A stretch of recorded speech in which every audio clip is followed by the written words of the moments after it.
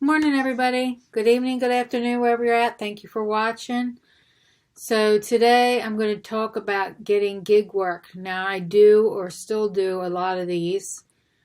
So we're going to talk about the pros and cons.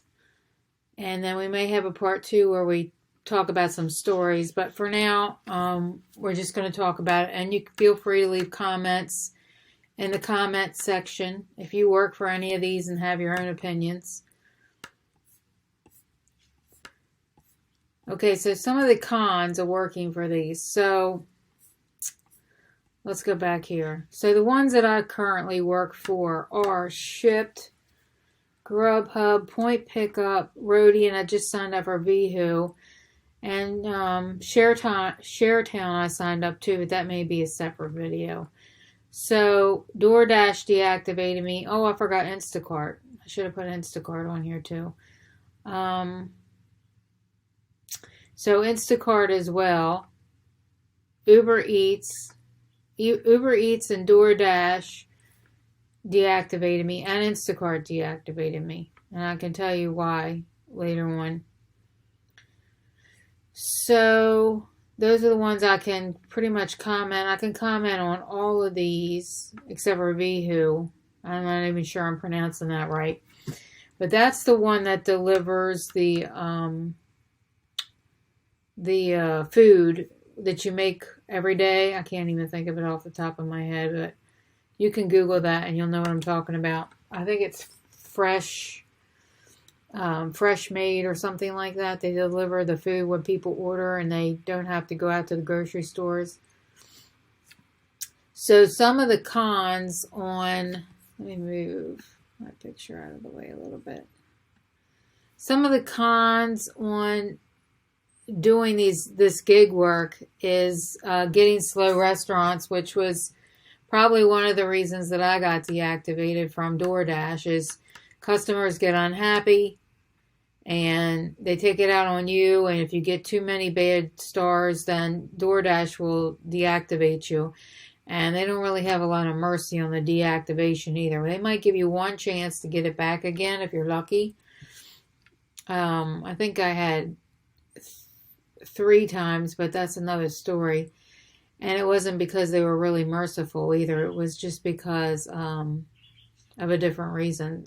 I can explain that maybe in another video. But right now we're just going to talk about doing gig work and some of the bad things that you're going to have to look out for. It's always good to have a backup when doing these and not just rely on one app. Some people just do DoorDash, and DoorDash pays pretty good.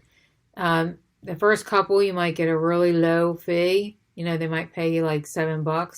But if you stay with them for a good while, at least an hour, they start upping the amount that they pay you. So it's good to do DoorDash for a while, you know, like an hour or something at least. But like I said, the issue with DoorDash is after 90 days, which happened to me 3 times, and it was almost exactly 90 days, is they can deactivate. You'll wake up in the morning and have your day planned out for doing DoorDash and you're deactivated. So then you got to have a backup. So my suggestion is you have more than one gig work always going on, because if one is really slow, then you always have another backup to go. And I'm sure a lot of other people on YouTube are telling you that as well. I've been doing this gig work for almost 3 years now, and I've always had a backup because they could deactivate you, shut you down temporarily for a time. They could have app issues. Anything could be going on. It could be slow. You might have 20 million drivers out on the road and then not have any work. So those are some of the reasons. The other thing is a lot of them don't pay very good. Like during COVID, Instacart was off the chain. It was paying like $100 a batch, which I was in there before COVID, during COVID, and a little bit after COVID. So the story with Instacart is they would pay about $20, $25 a batch before COVID because they barely had any drivers. Then during COVID, when it first started hitting, it was like $90 to $100 a batch. It was just unbelievable. And then everybody was a lot of people were losing their jobs and they were signing up for all this gig work. So a lot of people were signing up to do Instacart. Like a lot of people that used to laugh at me for doing it every weekend were now in the grocery stores with me shopping, coming up to me saying, "Can you believe we're doing this?" And I was thinking to myself, I've been doing it for over a year and a half. What are you talking about? But anyway, a lot of the college students would be in there grocery shopping, or a lot of the high school students would be in there because they were getting tired of staying home. So Instacart got like this mass flooding of shoppers. So then the older people that had been there a while became like irrelevant. I mean, they didn't really need it as much. So they started like just like getting rid of their older people that they had for a while. Unless you were like superstar, unbelievably good, they might keep you. But that's what happened a lot with this turnover, is they would take the new people in. Unfortunately, they were not paying the new people, because I noticed that after they started getting all these shoppers, then it would go down. They weren't paying them as much again. I mean, it would be like $7 to $9 for a shop plus tips, and which is like nothing. So it was like below minimum wage. And another little trick that the Instacart will do is Ship is not as bad as Instacart, but I think because Instacart might have more shoppers, maybe they do this, but they will say they're going to pay you $20. However, by the time you get done shopping, it could take you an hour or two to shop. I mean, it looks really enticing, $20 to $25, but you might have 100 items, and it may take you 2 hours to find these items. Before you know it, you're making $10 to $12 an hour, which is not what you want to be doing. If you're trying to make additional supplemental income and trying to get out of debt and build up your wealth, which is what we talk about on this channel here, that is not the way to do it. And so just be really careful with that. The best way to make money with Instacart is to learn your store. Stay in a certain area with certain stores. Learn the layout, where they keep them. And once you know your store, you can go in there. I could go in there and get through 100 items in like 15, 20 minutes, and I would still make some money. But that's really the only way that I was making money with Instacart. Now the other one, let's see which other ones we were talking about. Now Grubhub, I have nothing bad to say about Grubhub. I've been with Grubhub for about 4 years, and they're pretty awesome. They've changed the rules a little bit now, because I think they're getting like people ripping them off. So they say if you get 3 bad reviews or something like that, they're going to suspend you for a while until they review it, because I guess some drivers are ripping them off and not delivering the food. But I've been with them a long time, and I've never had any issues with them. And I don't expect to have any in the future either. Now another one I do is Point Pickup, which does the grocery delivery for Safeway. And they may have changed their app name, because once in a while I go in, it says upload a different app, but there's never anything on the new app. So anyway, Point Pickup is another one, and they deliver the groceries for Safeway.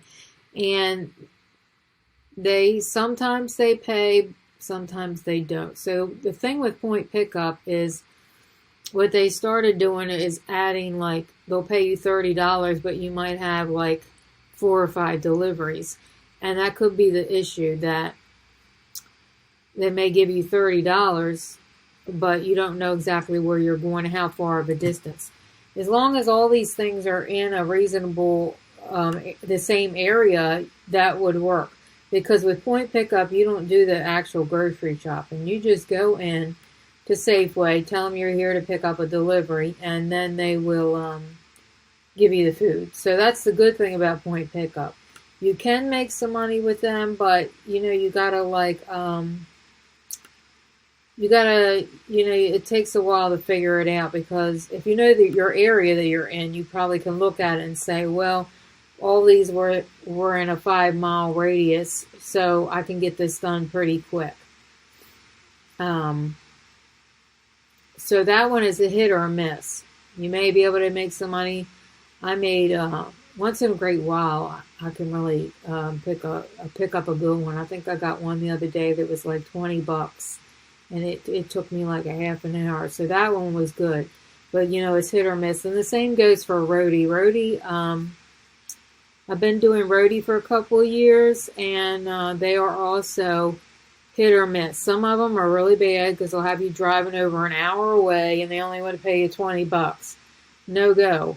I've delivered people's luggage. I've delivered medicine. I've delivered some stuff from Tractor Trailer, which was, I couldn't even like put it in the car or get it out of the car.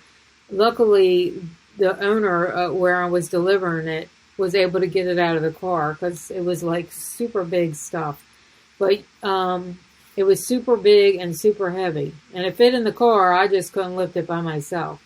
So those things you got to keep in mind with roadie because some of their orders are really heavy. But you can make some money. I made $60 on one order that only took me like 15 minutes. But of course, that was the one where I definitely needed. The people at the store loaded it in the car, and then the owner where I delivered it got it out of the car. If it wasn't for that, I would have never made any money on that one. I'm not sure how I would have made it through that. So, yeah, so if you can't lift well, I mean, I can lift 60 pounds, but these were like mats for the garage or something that were just crazy hard to get out of the car. But anyway, moving on. The luggage I can do, I've had some pretty good with luggage. I was going in the same direction anyway, so I was like, well, let me stop at the airport and pick up the luggage. Now, the luggage may be a hit or miss, because if you don't know the airport, you can spend an extra 20 minutes, which happened to me on my last trip. I parked in a different place, and I got lost in the airport, and it ended up costing me 20 minutes. So the trick on most of these little gig things is to not spend a lot of time running in circles trying to find things once you know where you're going and where the pickups are. Now, the first time you may be confused because I know the first time I went and picked up luggage at the airport, I was confused. But then I'd try and park in the same spot and remember where I am, and so I can get in there and get out. And roadie does take a long time on reimbursing you for parking passes too, by the way. I just wanted to tell you that. Don't think you're not going to get reimbursed because they will. It took them like 2.5 months to reimburse me for some parking passes that I put in because you can put them on the app. You have to take a picture. So make sure you take a picture of your parking if you need, or tolls, because tolls are the same way. If you have to go through a toll with roadie, make sure you take a picture, upload it. And they may not give you the money right away, so don't be freaking out like they're ripping you off, because they're not. So I think I covered all the ones that I am doing. I have no idea why Ubereats deactivated me. I love doing it. I make good money, and I guess if it's the same with DoorDash, if they go by customer reviews, if that's the case, then they'll get rid of you. But I still make a lot of money doing Uber. Uber didn't deactivate me, but Ubereats did, which is really bizarre. So I still do Uber and Lyft, and I think I have those in another video. We are wasting gas. If you have long rides, and the gas is not cheap anymore right now. Okay, so some of the pros of doing gig work is supplemental income. And of course, flexible hours, because almost all of these you can make your own hours, which is definitely a plus. Okay, if you like working alone, you don't feel like dealing with people as much, this would be good. Make your own schedule, flexible. You can help people and you can meet new people. And I'm specifically talking about Uber and Lyft on this one, but you can meet new people doing Instacart too. If you keep going in the same grocery store, the same stores, you can meet new people. I've met new people doing roadie too, because they're like so excited to get their luggage. And they'll sit and talk to you for a while. So those are some of the pros and some of the cons. And anyway, thank you all. Thank you for watching, listening, liking, subscribing, commenting if you do any of these jobs, okay? So don't just go by my opinion. Go by a lot of opinions. Thank you for watching.